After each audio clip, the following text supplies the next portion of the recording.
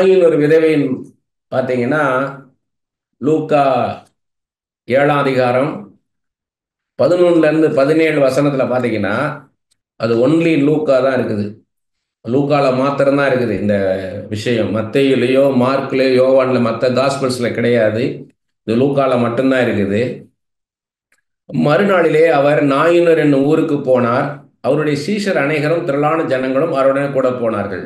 சீஷர்கள் போறாங்க, அநேக ஜனங்களும் கூட போறாங்க. நாயின்ற ஊருக்குள்ள போறாரு. அவர் ஊரின் வாசலுக்கு சமீபித்த போது மரித்து போன ஒருவனை அடக்கம் பண்ணும்படி கொண்டு வந்தார்கள்.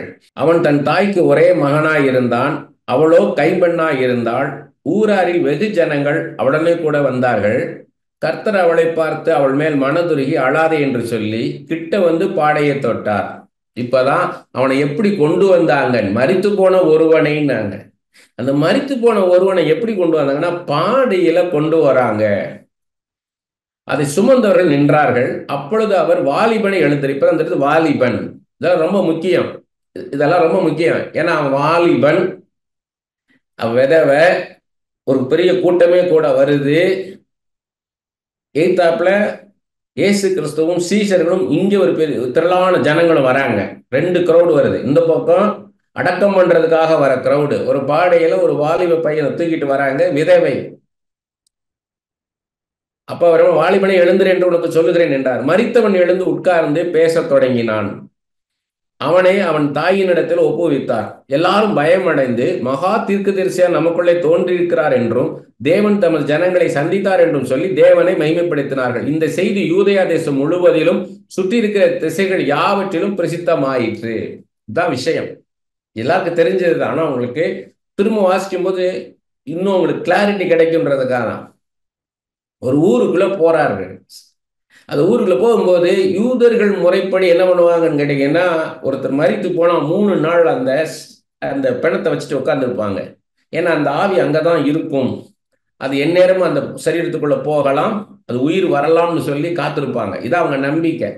அது லாசருடைய எதிர காரியத்துல நீங்க பார்க்கலாம். 4 நாள் ஆயிற்றே, நாரி போயிருக்குமேன்னு மார்த்தாள் வந்து இயேசு கிறிஸ்துவ சொல்லுவார். அதை தெரிஞ்சுக்கலாம் நீங்க. அப்ப இவர் 3 நாள் வச்சு பார்த்துருக்கிறாங்க. 3 நாள்ல உயிரோடு எழும்பல. இப்ப எடுத்துட்டு அடக்கம் பண்ண வராங்க. இப்ப நடந்தது தெரியும். இவர் போறாரு, இவர் மனதுருகிறாரு, அழாதேன்றாரு, கைம்பெண்ன்றாரு.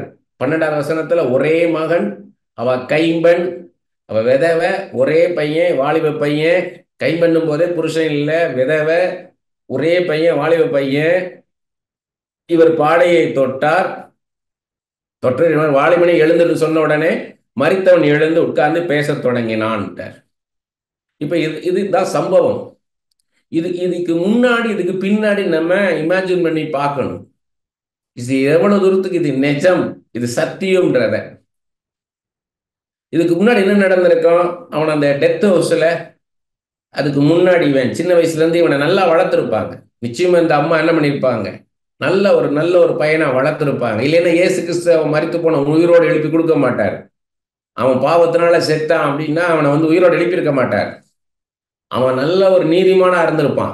அதனாலதான் என்ன பண்றாரு இவரு, அவன் உயிரோடு எழுப்பி கொடுக்கிறார். இன்னொன்னு அந்த தாய் வந்து ஒரு கனம் பெற்ற ஸ்திரீயா இருக்கிறார். வீடுகள் தோறும் அலைஞ்சு திரிகிறவளா இல்லை. ஏன்னா நம்ம பார்க்கிறோம் புதிய ஏற்பாட்டுல பவுல் சொல்றாரு, சில விதவைகள் இருப்பாங்க, இளம் விதவைகள் இருப்பாங்க, அவங்களுக்கெல்லாம் நீ ஆதரவு டக்குன்னு ஆதரவு கொடுத்துறாத. அவங்க வந்து வயசுல மூத்தவங்க, அந்த விதவைகளை மட்டும் நீ ஆதரி. இளம் விதவைகள் மீண்டுமாக அவங்களுக்குள்ள வாழ்க்கையின் மேல் ஆசை வந்து அவங்க பின்வாங்கி போயிடுவாங்க. இன்னொருத்தனை கல்யாணம் பண்ணிட்டு போனாலும் போயிடுவாங்க. அதனால ஜாக்கிரதையா இருந்து உதவி செய்கின்றாரு. அப்ப ஆனா இந்த விதவை வந்து உண்மையா நல்ல விதவையா இருந்திருக்கா, தகுதி உள்ளவளா இருந்திருக்கிறா. ஏன்னா இன்னொரு இடத்துல பாக்குறோம், ஒரு நூற்றுக்கதிபதி வந்து என் வேலைக்காரன் வந்து மரண அவஸ்தையா இருக்கிறான், நீ ஒரு வார்த்தை மாத்திரம் சொன்னால் போதும் போது முதல்ல யூதர்களுடைய மூப்பில் வராங்க. அவன் தகுதியானவன் தான் இந்த அற்புதத்தை செய்யறதுக்கு, அவன் ஜெபாலயத்தையும் கட்டி கொடுத்திருக்கிறான், அவன் பாத்திரவான் அப்படின்னு சொல்றாங்க. அப்ப இந்த இந்த அம்மா ஒரு பாத்திரவாட்டியா இருந்திருக்கிறாங்க, இவனும் ஒரு பாத்திரவானா இருந்திருக்கிறான், தகுதியானவனா இருந்திருக்கிறான். அதனாலதான் அவனை எழுப்புறார் உயிரோட. அப்ப இது அந்த அந்த வந்தவங்க எல்லாம் இறந்த வீட்டுல எல்லாரும் அதை பார்த்துருப்பாங்க. இவங்க நல்லா வளர்த்தாலே எல்லாரும் வந்து என்ன வந்துருவாங்க, புலம்பல் பாடினவங்க அங்கே புலம்பல் பாடி இருப்பாங்க, செத்த வீட்டில் ஒப்பாரி வச்சிருப்பாங்க. எவ்வளவு நல்லா வளர்த்த பிள்ளைய இப்படி போயிடுச்சே, எவ்வளோ நல்லா வளர்த்த நல்ல பய. ஏன்னா இங்கே செத்த வீட்டில் போய் பார்த்தீங்கன்னா தெரியும், அந்த செத்த சரீரத்தை வச்சுக்கிட்டு கிராமங்களில் நடக்கும். இங்கே சிட்டியில எல்லாம் நான் அதை பார்த்தது இல்லை.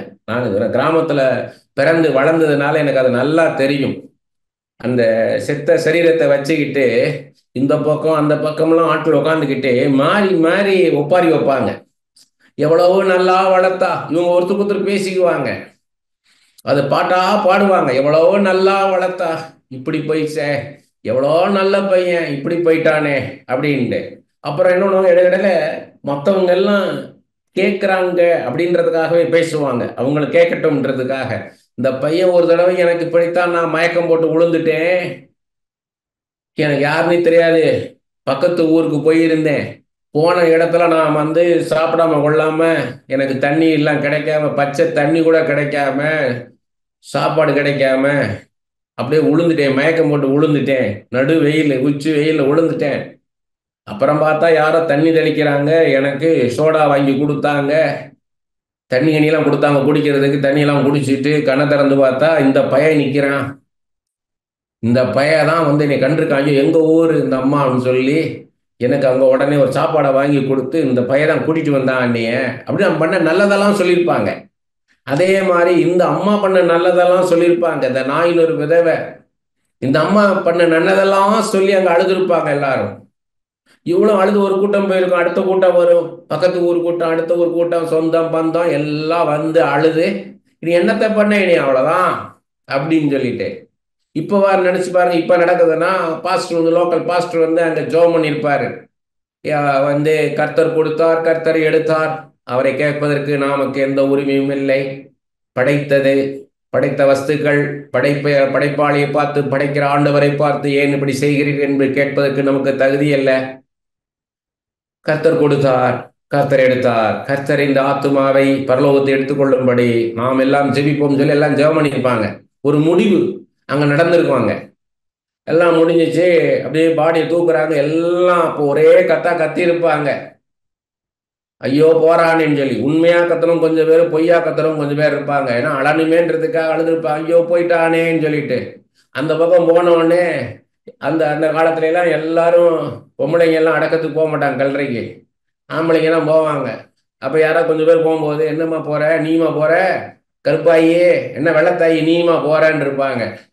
ஆமா பாவம் அவவா விதவை, அவளுக்கு யாரு இருக்கா, போவோம் அப்படின்னு இருப்பாங்க. ஊர்ல பெரியவங்க என்ன பண்ணிருப்பாங்க, அவங்க ரைட் போமா ஓமான்னு இருப்பாங்க. ஏன்னா அவங்க அனுமதி கொடுத்தாதான் பெரியவங்க, பஞ்சாயத்து தலைவர்லாம் இருந்திருப்பாங்க, போங்க போங்க கூட போங்க, அந்த அம்மாவுக்கு துணைக்கு போங்கன்னு இருப்பாங்க. இப்படியே வந்துகிட்டு இருக்கு கூட்டம். இப்ப இயேசு கிறிஸ்து வராரு எதிர்த்தாப்புல. இந்த அம்மா போய், நல்ல போதகரே ஆண்டவரே மாத்தாள் மாதிரி நீர் இங்க இருந்திருந்தானால் நடந்திருக்குமா அப்படிலாம் ஒன்றும் கேட்கல. இயேசுவே பார்த்து வர்றார். இதுதான் சத்தியம். இயேசுவே வருவார் நம்மள்கிட்ட. நம்ம போய், ஆண்டவரே நான் எப்படியாக இருந்தேன் என்பதை நீர் அறிவீர், நான் அப்படின்னு சொல்லி நெகேமியா போல ஜெபிக்க தேவையில்லை. நான் என்னெல்லாம் நினைச்சதை நினைத்தரணும், நான் செய்த நன்மைகளெல்லாம் நினைத்தரணும்லாம் நம்ம ஜெபம் பண்ணணுமான்லாம் இல்லை. இயேசுவே வாலண்டியரா வருவார் நம்ம வாழ்க்கையில. நம்மளுடைய சிச்சுவேஷனை பார்த்தாருன்னா உண்மையாவே அவருக்கு முன்பாக நம்ம ஒரு நீதியுள்ள வாழ்க்கையை வாழ்ந்தோம்னா கண்டிப்பா அவர் வருவார். நம்ம மரித்து போன காரியங்களை உயிரோடு எழுப்பி கொடுப்பாருன்றதான் இல்லை சத்தியம். அவன் எழும்பிட்டான், எப்படி இருக்கும் யோசித்து பாருங்க. அங்க இருக்கிறவங்களுடைய ரியாக்ஷன் எப்படி இருந்திருக்கும். ஒரு ஆக்ஷன்னா அது ஒரு ரியாக்ஷன் வச்சா தான் அந்த ஆக்ஷன் தெரியும். நீங்க அதுதான் கிளைமாக்ஸ். இது வந்து ஒரு சவ ஊர்வலம் போய்கிட்டு இருக்குது.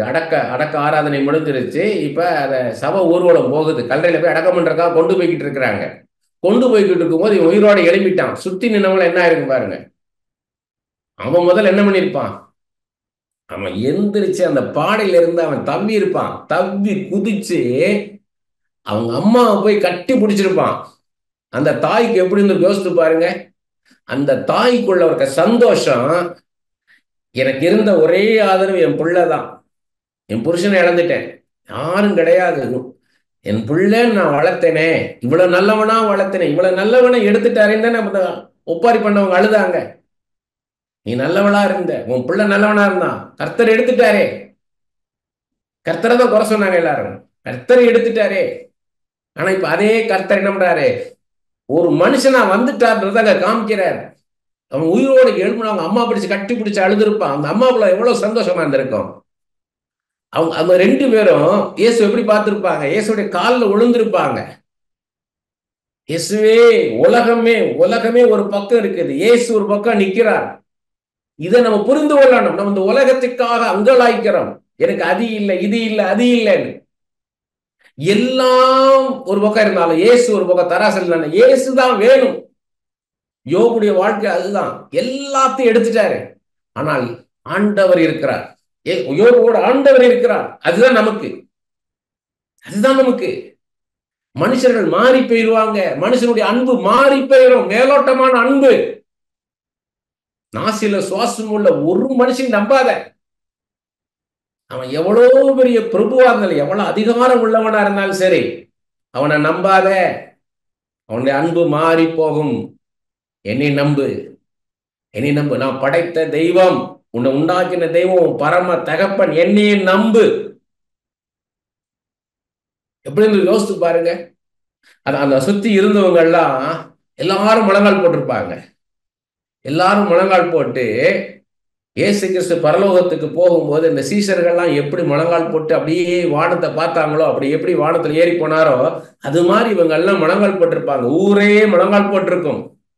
முதல்ல பயந்து இருப்பாங்க. பயந்து போய் இவன் மரித்த உயிரோடு எழுந்தோடனே எல்லாரும் பயந்து ஓடி இருப்பான். பாதி பேரு பிச்சுட்டு ஓடி இருப்பானுங்க. எல்லா பேரும் திரும்ப என்ன பண்ணிப்பாங்க? திரும்பி நெருங்கி வந்திருப்பான் அவ்வளவு பேரும். ஏன்னா பேசுறான் அவன். அந்த அம்மா பேசுது, இயேசு பேசுறாரு. இவங்க எல்லாரும் முழங்கால் படிக்கிட்டு இயேசு வணங்கியிருப்பாங்க. இப்ப திருப்பி வரும்போது என்ன ஆயிருக்கும்? இப்ப வந்த போது சோகமா பாடிட்டு வந்திருப்பாங்க. சோகமா பாட்டு பாடிட்டு வந்திருப்பாங்க. என்ன பண்ணிருப்பாங்க?